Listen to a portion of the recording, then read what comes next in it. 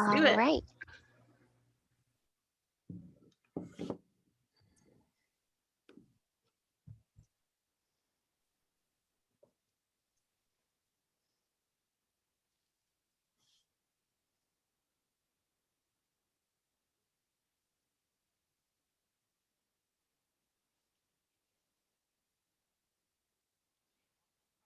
Hello, everyone. If you are just joining us for Social Emotional Learning and MTSS, we will get started in about 2 minutes.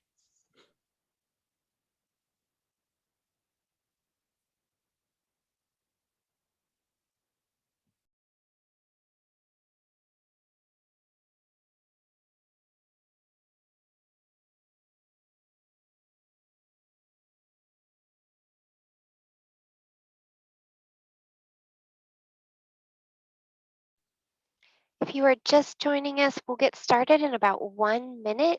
So get yourself situated and hopefully you got a good wiggle break.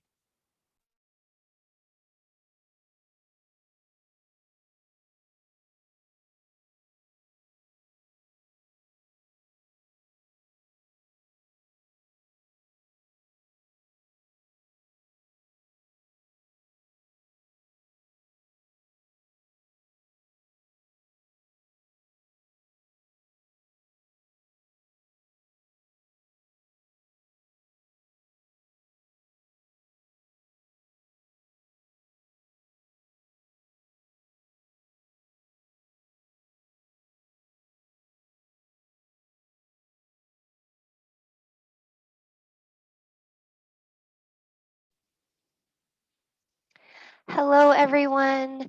Welcome to the MTSS Virtual Fest 2021. It's so great to have you.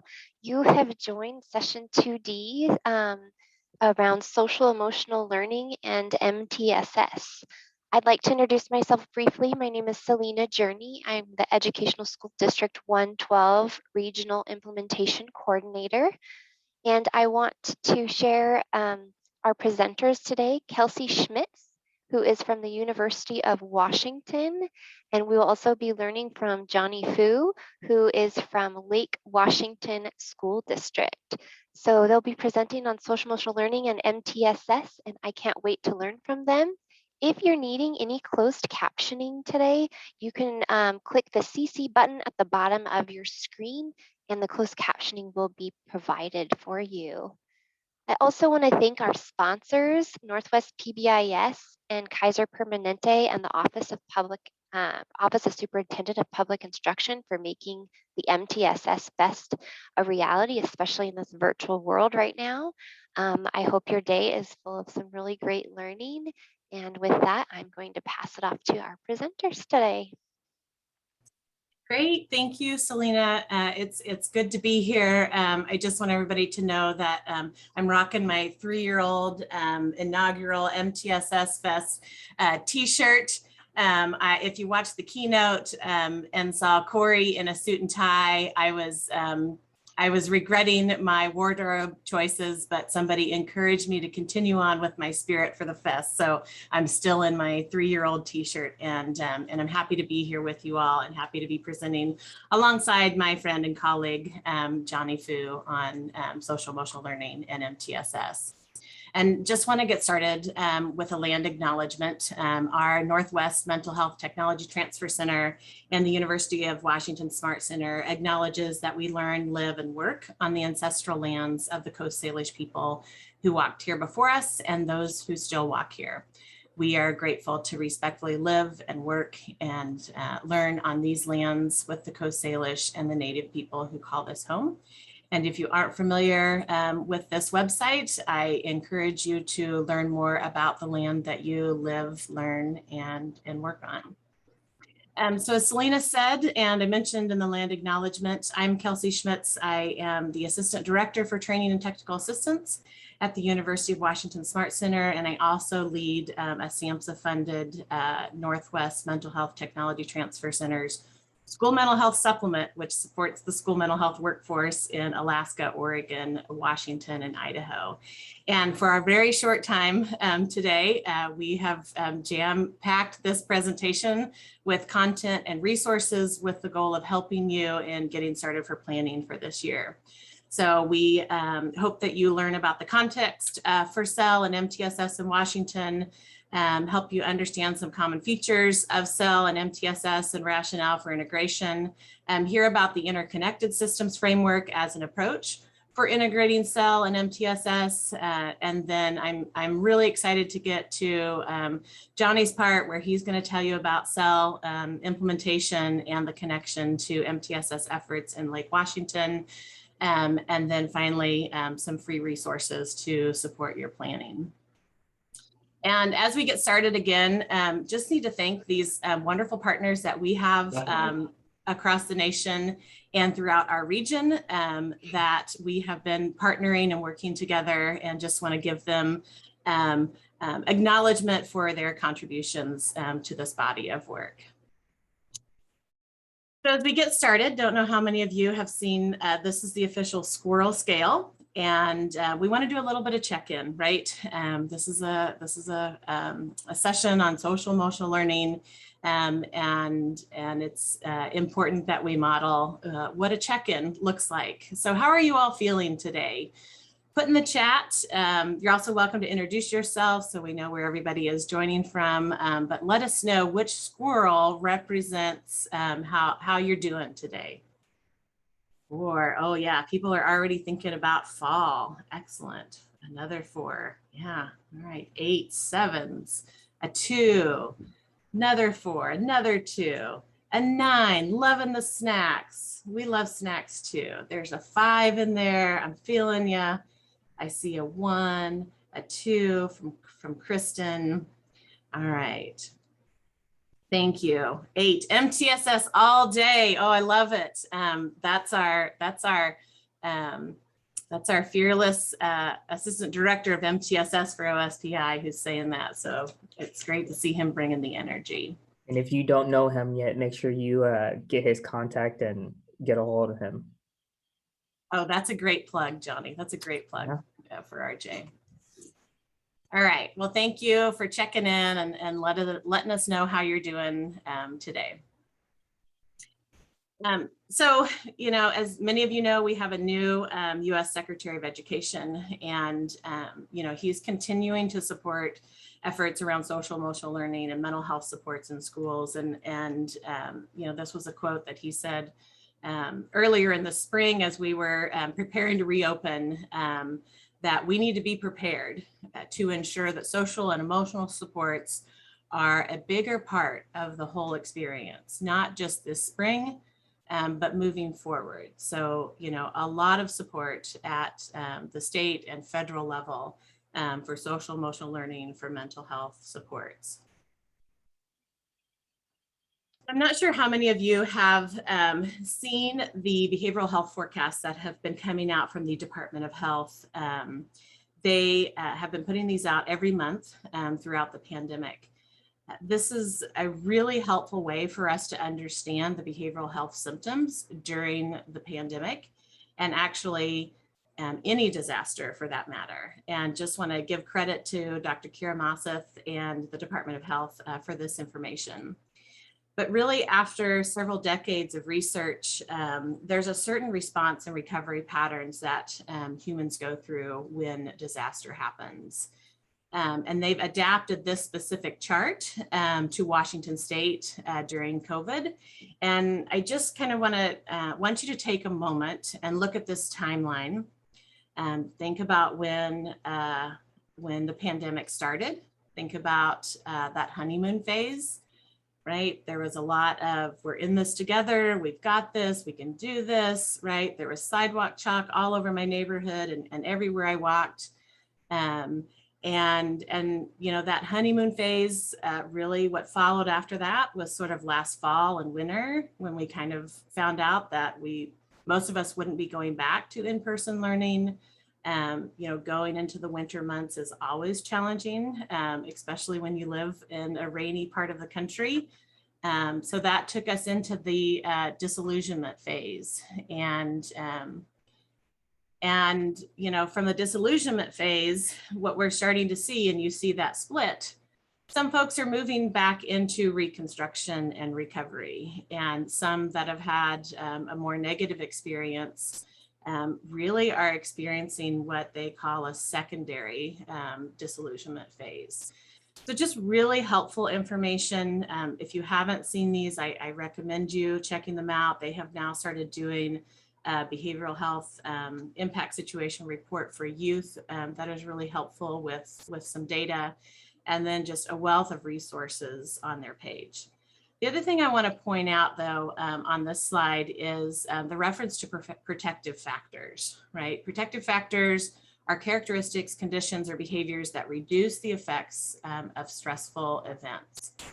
So if you look through their documents, you'll notice that you know, they tell us that really the typical long-term response to disaster is resilience rather than disorder. And resilience is something that can be intentionally taught and practiced and developed for people across all groups. And then some ways that resilience can be increased as well. And for me, this really boils down to something that I've heard colleagues say, that well-being is a skill, that we can teach those things. And Kelsey, I just want to pause real quick on that slide and say, we set up the conditions as adults for our students to come back and be able to develop well-being skills. And the conditions that we set up is first and foremost relationship, giving them opportunities to practice skills and giving them feedback in a safe and predictable environment. And so as adults, as we come back to the building, is how do we set up conditions for our students' resiliency? And the other piece is how is our current environment setting up for our own resiliency as we enter back in person? What are some of the needs that we need as we enter in and exit out of the previous graph differently, right? We enter in at different points in that graph and we might be in different places. And so someone's resiliency will look different from someone else's. Yep. Absolutely. Thank you. Thank you, Johnny, for sharing that. So a little bit of context, there was Ed Northwest put out a statewide landscape of SEL in K-12 education.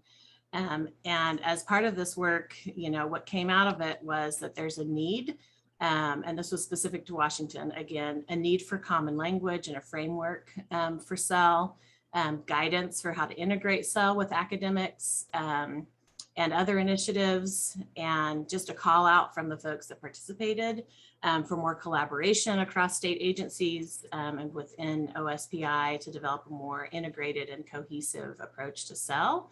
And then just further emphasis on additional integration, further incorporation of SEL into frameworks such as MTSS. And then that final piece, which I think is a real critical why, is so that educators understand that SEL is not a standalone practice and how it is integrated and implemented within the other efforts. And I'm excited for you to hear from Johnny about how they've been doing that at Lake Washington. So again, no real surprises in this work, but validating findings. And then since 2009, there have definitely been some work and through the pandemic, sort of renewed commitment and deeper appreciation for the need for SEL instruction, not just for students, but as for staff and families. We've seen our MTSS, Washington MTSS Framework take shape. I'm certain if we were all in person, we might have some fancy swag and I wouldn't be wearing a 3-year-old t-shirt, but here we are. Again, and just a reminder that the MTSS framework was borrowed from the public health model of prevention, which really moves this work upstream. So we know that many of you out there are building or strengthening your infrastructure to create a comprehensive continuum of intervention that's built on strong prevention, which is key here. As a former colleague of mine used to say, we can't intervene ourselves out of a crappy core. And some of you may know that there are some modules that are being finalized by OSPI, C-STEP, and Evergreen College. And I just want to share this quote as we interviewed some experts across the nation. This quote that George Sagai shared with us. And it's really important to remember that MTSS is about organizing the adults and their implementation of best practices within classrooms and schools. It's not about organizing kids as much as is about organizing what we do for and with kids and their families.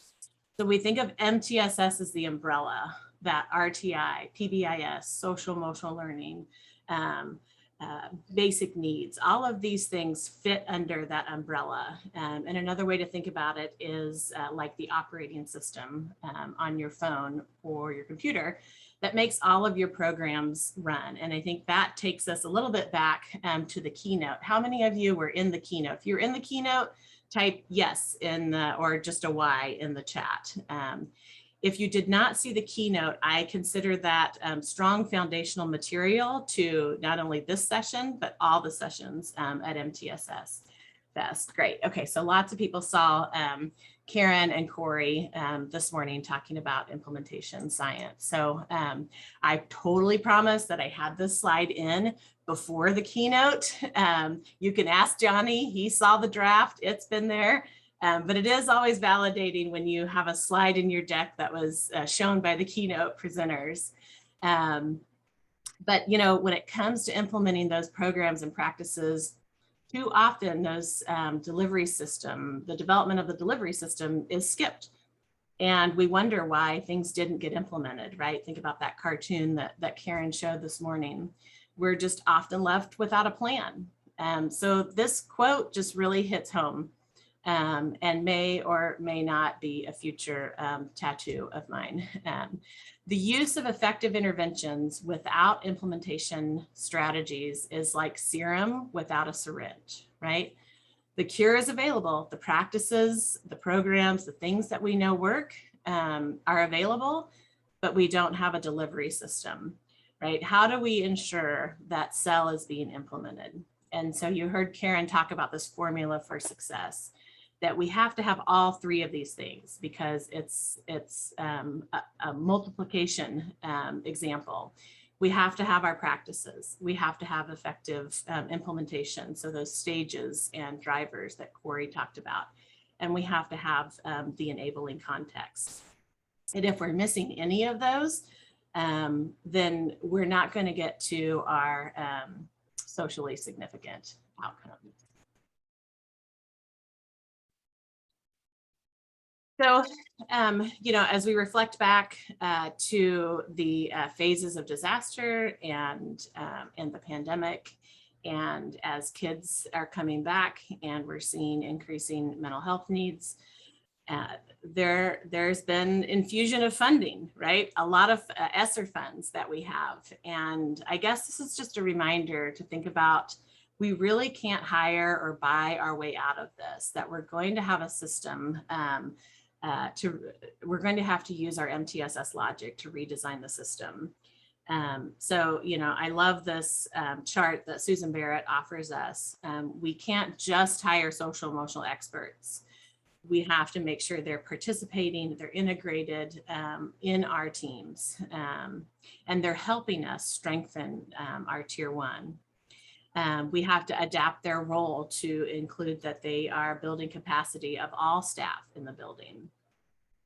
We can't just select social emotional behavioral curriculum. We have to have a formal process, and you heard about that in the keynote, where we're making team-based decision, that we're using data to select the curriculum or the program or the approaches that we're using.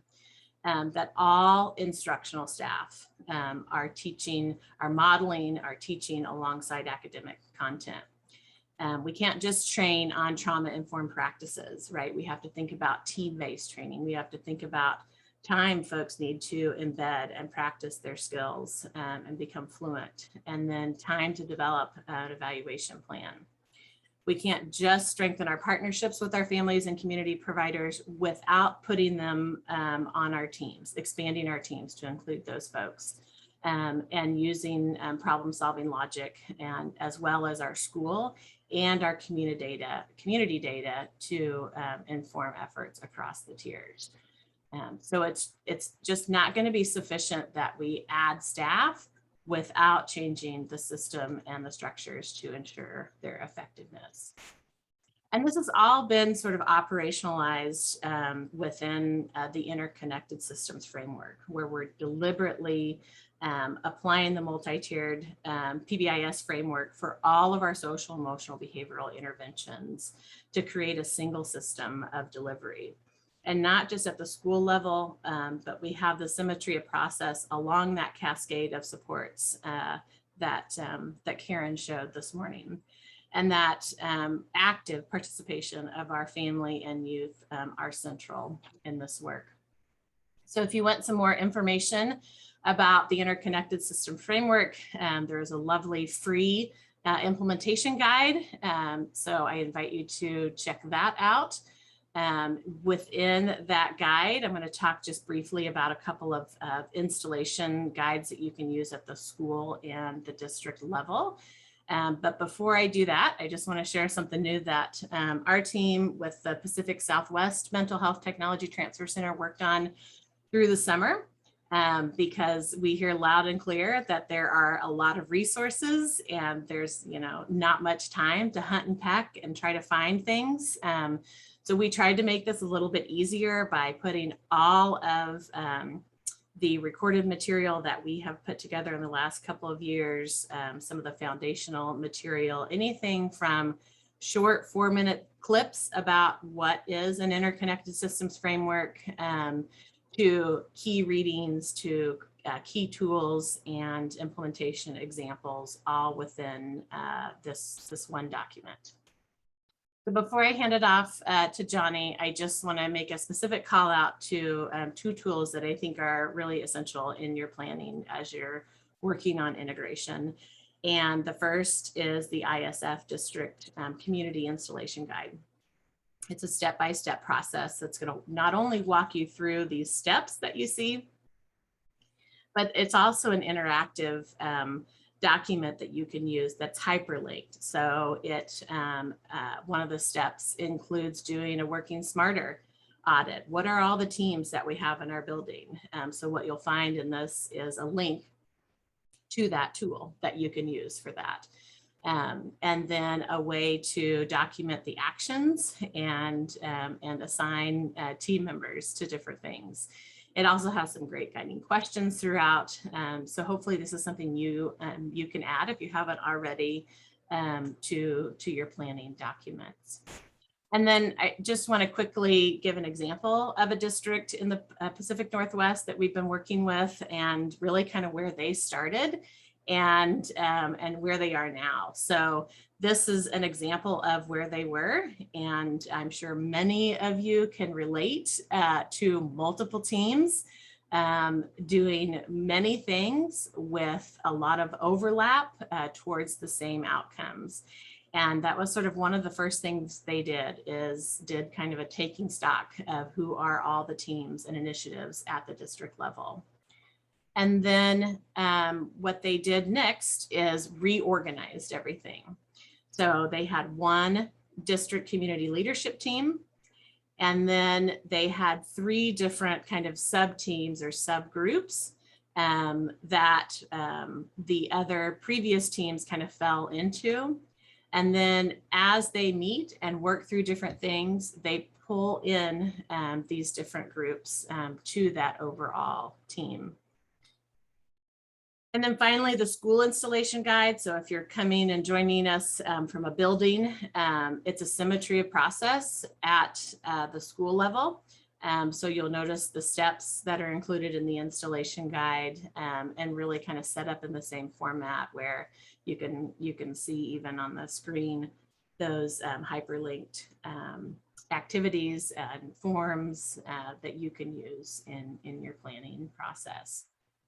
And then as I wrap up my piece, just some additional resources at the school level. This is a great document about teaching social emotional learning competencies within a PBIS framework. and some examples of teaching matrices that have the social emotional learning skills built right in to those to the matrices. So this one is incorporating coping strategies for managing stress. And this is an example, right? If you're a major issue you're trying to address is around social media.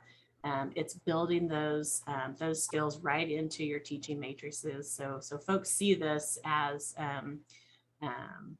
connected and integrated work. And this is a more recent example that includes virtual expectations as well. And then because we don't have time to show it today, as a condition of participating in this session, you're all obligated to watch this video. And when I turn it over to Johnny, I'll make sure the link is in there. And you should, with the link, I think the link was provided for the for our slides, you should be able to get to all the resources that I mentioned today.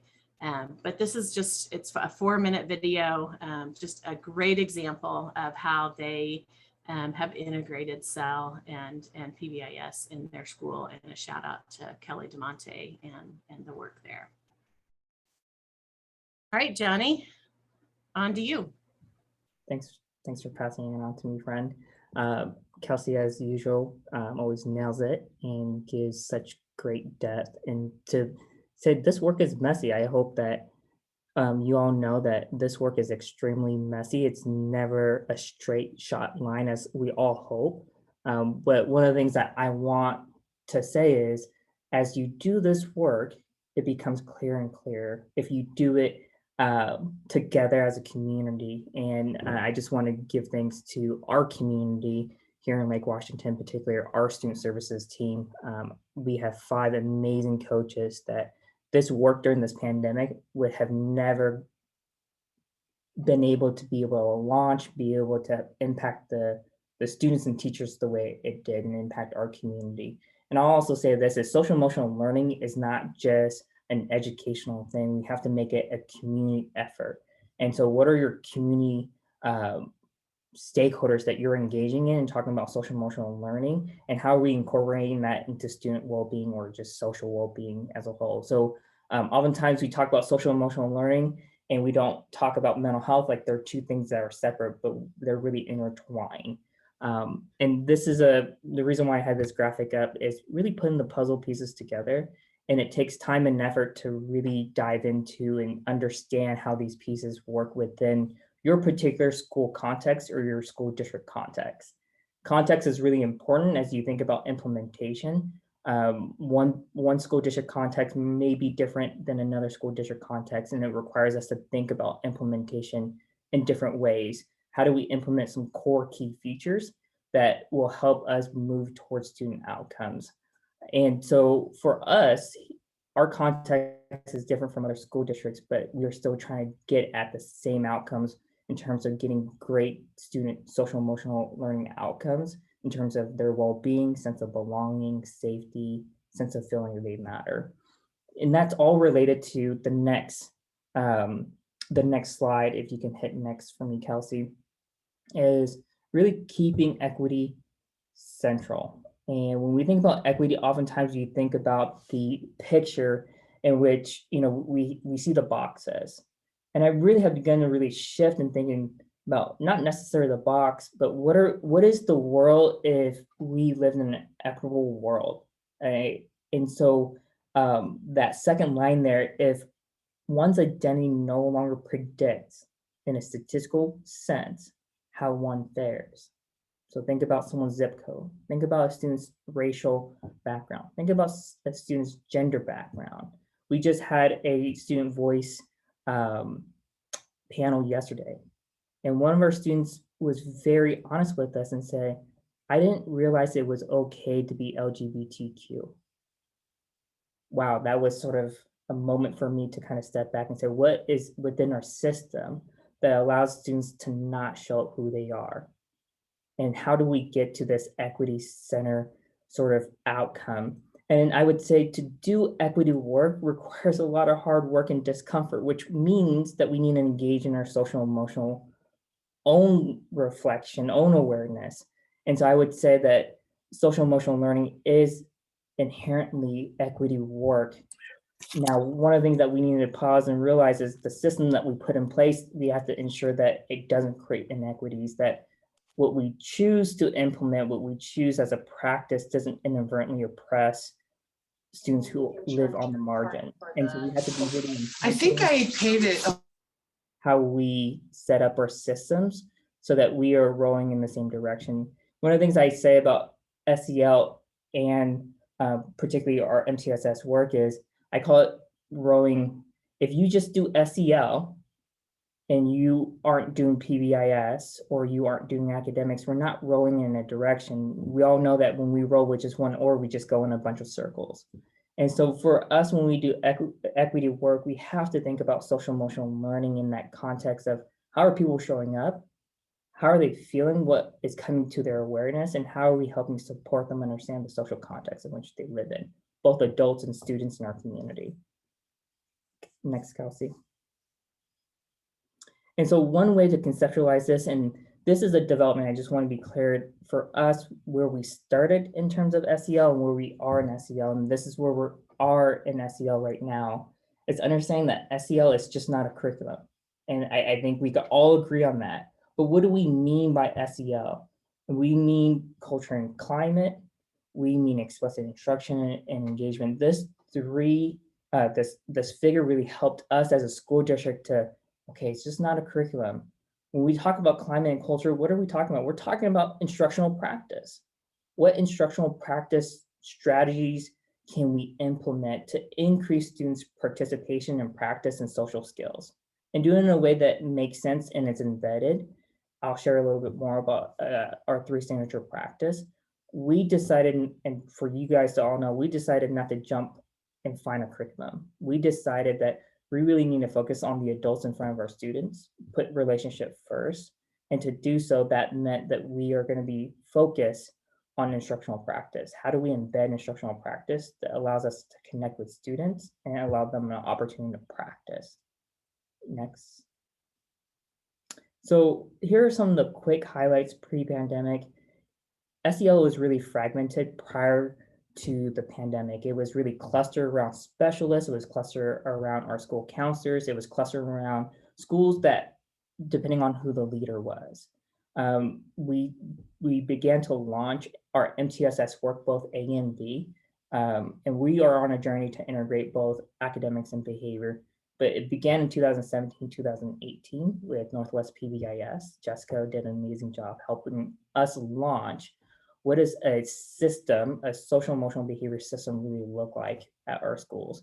We also piloted teen mental health first aid for our 10th grade students. And that, I will say this, that is one of the pieces that we believe is a core tier 1 for our students to know, have some mental health literacy to be able to support their peers. Next. It's really weird to say next for Kelsey, and I'm sure she's like, Johnny usually doesn't boss me around like this. Pandemic highlights. As you can see, we went from basically 4 bullet points that here's some things that we're trying and introducing the system to saying the system needed this now. And we had to do some changes really quick and rapidly, say, okay, how do we keep track of students? How do we make sure that students are okay? How do we do it in a way that makes sense, that is organized, that gets at supporting students during this really challenging and difficult time, even for adults? So we ensured that we were providing professional development for our staff, as well as providing resources and toolkits. We also got groups together to design activities and practices that were aligned with our Washington State standards. And I will share a little bit more later on. I can go through a lot of this and I'll just be honest and forward. Our team, our 5 coaches were the leaders in this. They took it upon themselves to be able to work with our stakeholders, our teachers, our counselors, our specialists, our cross-department colleagues to ensure that it was embedded. And so I'm completely indebted to their amazing work and long hours that they put in over this past 60 months. If we go to sort of post-pandemic highlights next, Kelsey. And I'll be honest, it's not necessarily post-pandemic. We're still living in this pandemic, but we're back in person. We still have quite a bit of work to do. We need to really define what our district SEL definition is. And I would say we are learning more about the context in which we live in. So then our definition will come out of that. We are offering additional toolkits and resources for our school teachers to be able to implement throughout the day, to be able to practice specific social and emotional skills with our students. It's not social emotional curriculum. And I want to be explicit about that because the resource and toolkits we're using is not scope and sequence and focus like a research-based social emotional learning curriculum. That's to come as we build our teachers and adults capacity. We chose that specifically because we saw that our adults haven't had that experience yet. And we want to continue to promote mental health and interconnect these two things. If you go to the next slide, Kelsey, this is our core tier 1, that students who come to our buildings will get this, that the teacher is going to engage in instructional practice around the 3 signature practice. To the right, you can see walking inclusion activity. This is an opportunity to establish relationship, to be able to practice some social skills around social engagement, as well as an engaging strategy midway to check in on students' learning and how they feel about their learning and how the adult can then modify their instruction. And then optimistic closure, what do they get from it? As you can see, it just naturally fits into a lesson plan. And I'll share this a little bit later in another slide. And I talked a little about it. We were really intentional about bringing stakeholders together and looking at the Washington State standards and say, hey, how do the existing resources that we have and our existing expertise, how can we lay out some opportunities for our school teachers and our students to experience social emotional learning opportunities throughout the week, throughout the month, throughout the day. And again, the resource and toolkits allows the teacher to expand on their current thinking around their SEL practice and be able to, hey, you know what? I really want to explore this a little bit more. How does it fit within my day?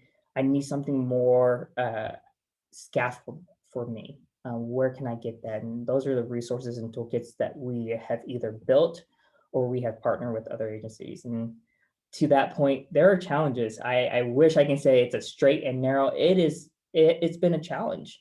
And a part of that is the perceived roles and responsibility of who actually deliver SEL. When I say depending on context for SEL is who has traditionally owned social emotional learning delivery.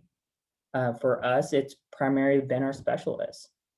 And when we know that we shift someone's responsibility or say that something's more effective if it's the school teacher or someone feels like they're losing something, you can imagine the hard conversations that those can have when you're so passionate about it.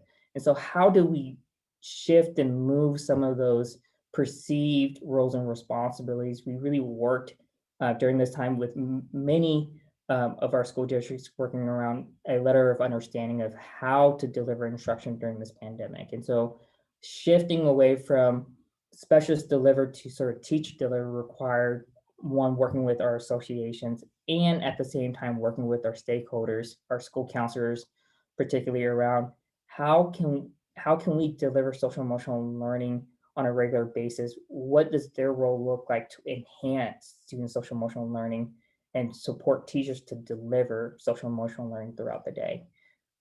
Definition of SEL is one that we're still contextualizing, and we are noticing that it's, as a district, we are able to talk about SEL, but we don't have a defined definition of how we go about implementing what that really means for our students.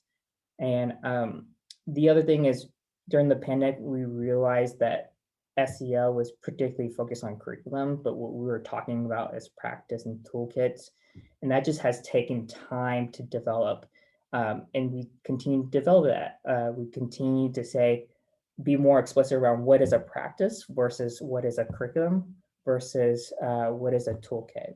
And those distinctions are really important as people think about framing SCL within their building or within their classroom day. Next, Kelsey.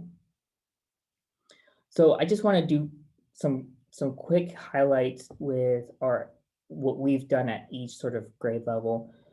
For elementary school in particular, I just want to say it has been a complete journey from us really just trying to figure out what is SEL and what the standards are, and creating and crafting some activities with school counselors and other stakeholders who have engaged in this work, to now really saying, there's the activities, but how are we embedding this into practice on a regular and frequent basis? What does that look like for us and our students?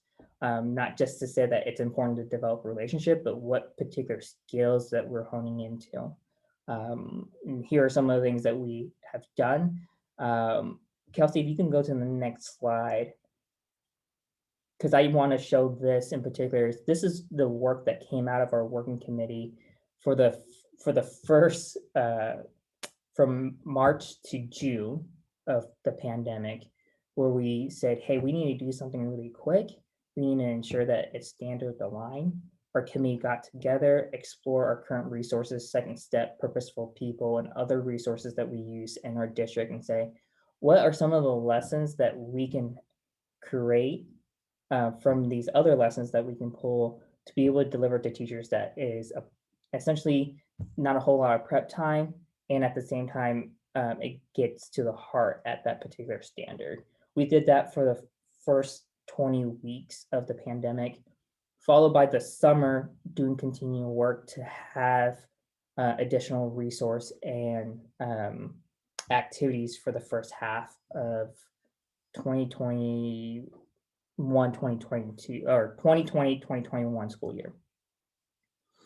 Kelsey, could you go next?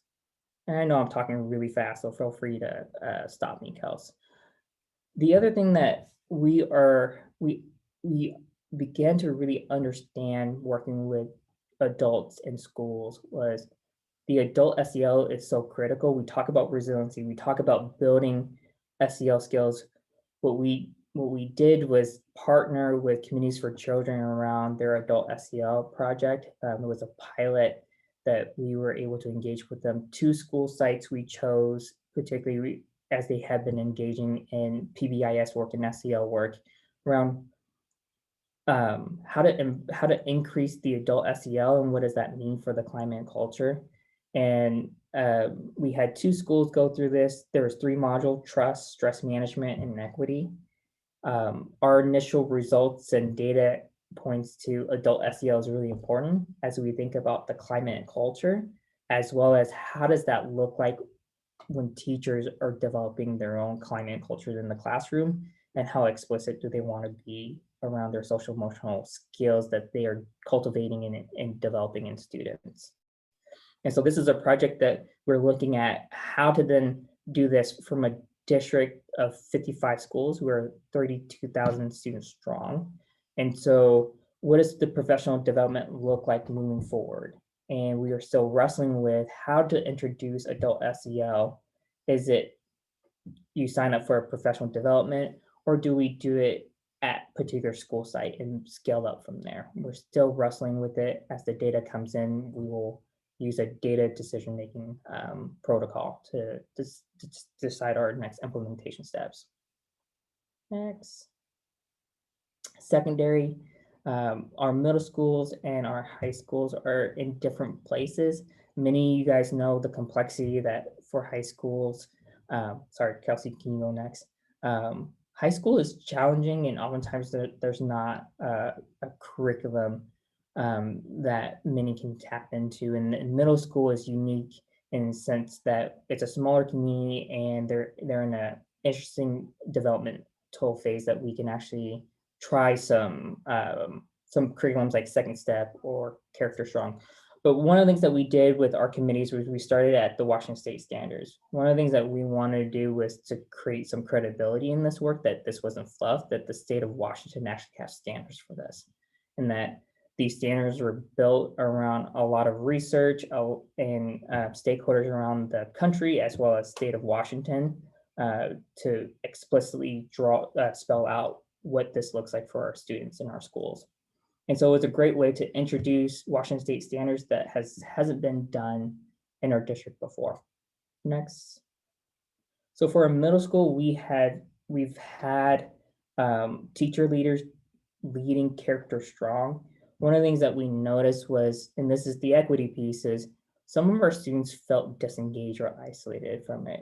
And so our middle school group continually worked to modify to ensure that it met our students' social and emotional needs, but then also their cultural and racial and backgrounds.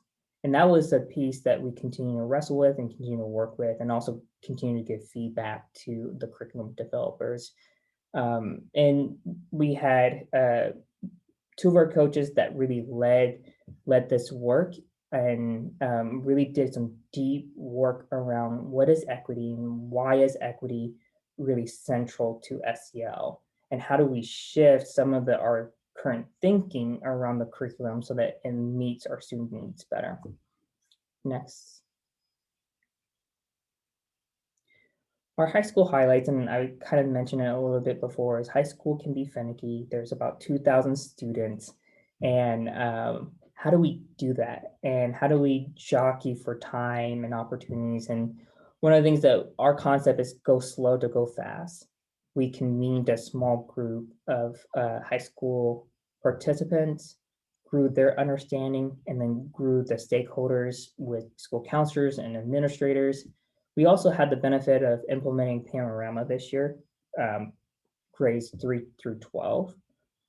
And for high schoolers to get the Panorama data around sense of belonging, how students felt about self-regulation, that was a data point that now we could then action plan around. We can begin to develop resources around to be able to get at that in advisory or intervention time and just test it out and try it out. Again, our 2 coaches really led this throughout the year and really went through an experiential process that allowed them to, 1, buy in, but then learn the importance of it for themselves and thinking about how does that translate to their buildings. Next. So here's our high school SEL roadmap. I just want to highlight that this year is really strengthening adult SEL, especially as they come back to in-person.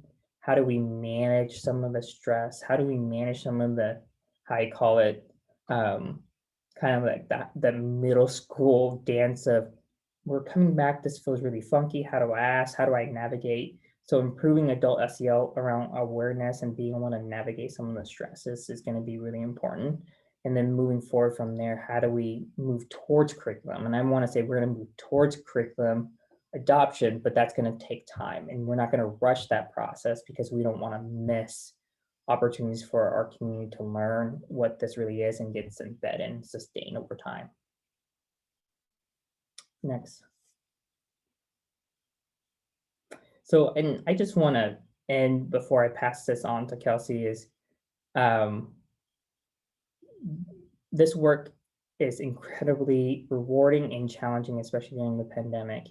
And I would say we're all SEL champions. As SEL champions, I would challenge you to say, how can we extend our understanding and really build other people's capacity and knowledge and bring them into this space? Because as Kelsey has mentioned, we can't do it alone. And how do we support others in their SEL journey and integration in this work? So anyways, thank you, Kelsey. I appreciate you letting me fly by real quick. No, Johnny, that's the stuff people want to hear, right? You have the theory, but then what does that really look like in a district? And so if you saw me jotting down notes, I was thinking back to that formula, and what I was hearing a lot, and what I hope that folks participating were also hearing, was that formula for success.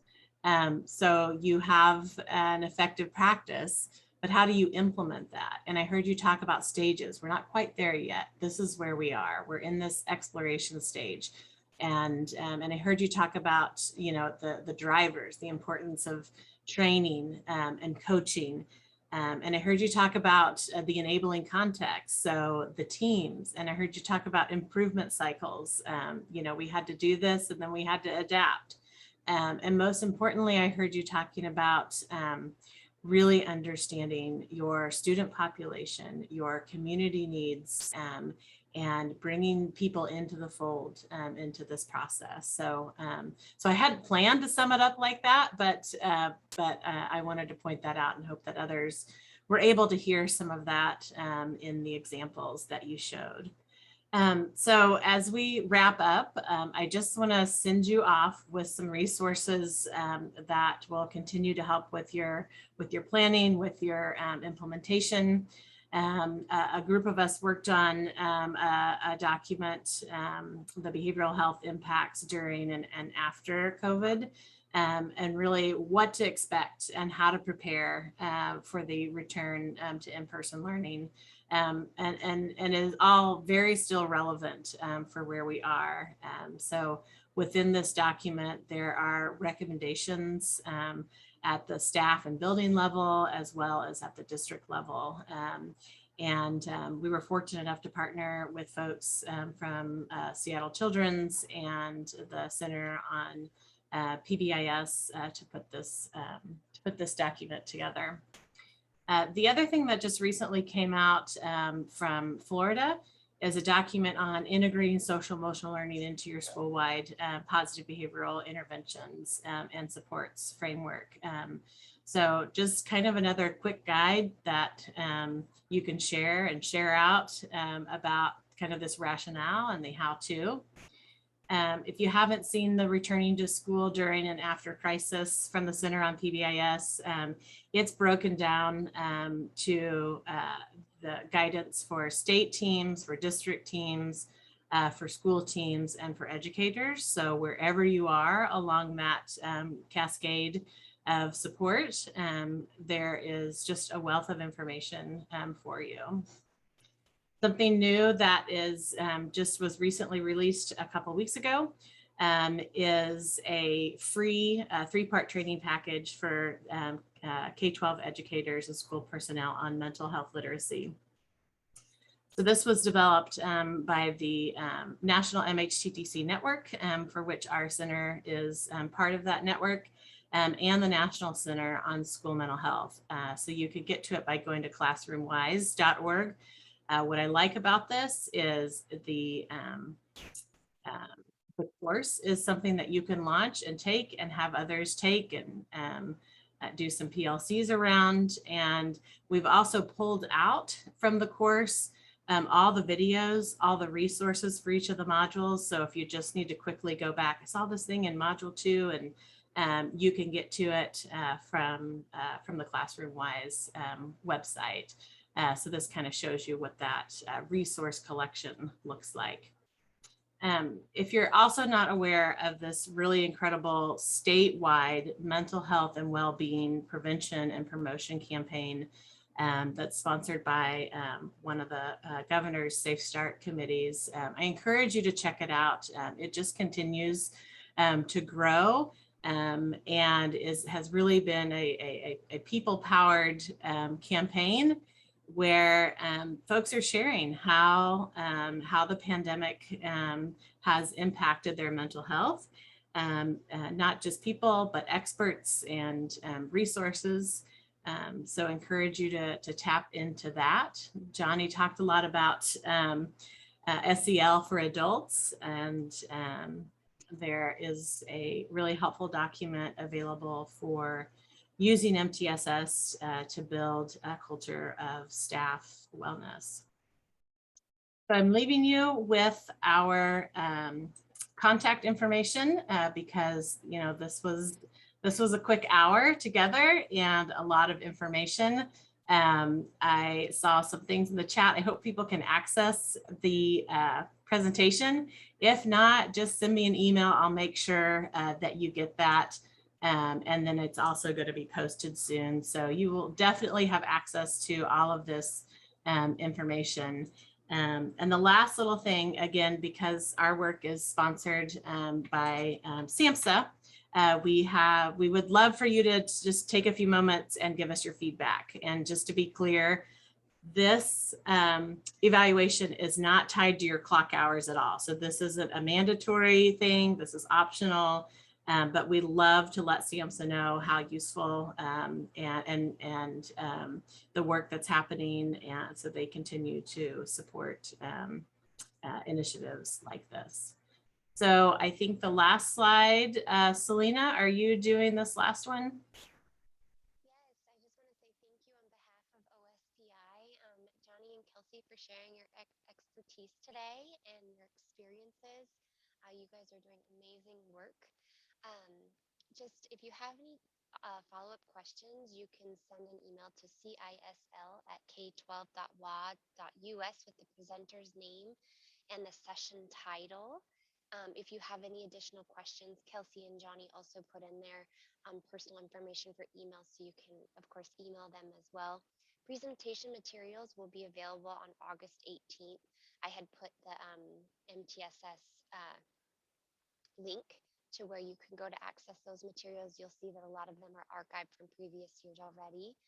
Clock hours will be awarded no later than August 31st and can be claimed up to a year after the event. And like I said, the presentation materials will be loaded up onto the MTSS page. So again, thank you. I hope you guys are enjoying the conference today, and thank you for the learning.